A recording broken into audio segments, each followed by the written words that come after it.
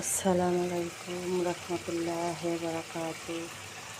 আজকে রান্না করতেছি মাছ দিয়ে মাছ রান্না করতেছি, তার সাথে করতেছি কুমড়ো মুড়ি আর মাছ। দেখতে থাকুন কীভাবে রান্না করি।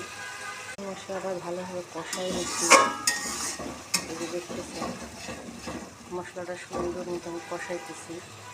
তেল কিন্তু আমাদের বের হয়ে গেছে, এখন মাছগুলো দিয়ে দিব।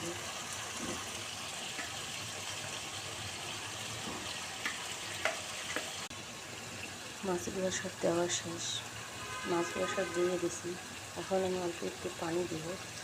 তো পানি দেওয়ার পরে তারপর আমি কুমড়ো বড়িগুলো দিয়ে দেবো। আমি পানি দিয়ে দিচ্ছি।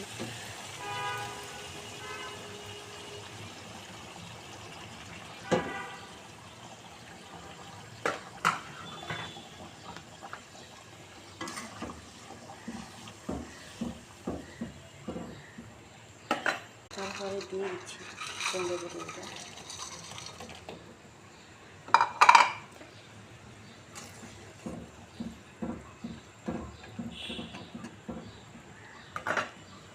এবার ঢাকনা দিয়ে ঢেকে দিচ্ছি।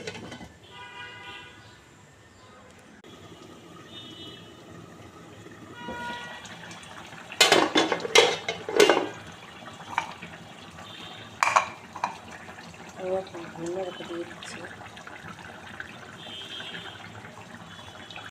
মাছ তরকারি অলরেডি হয়ে গেছে, এই জন্য আমি নামাবো।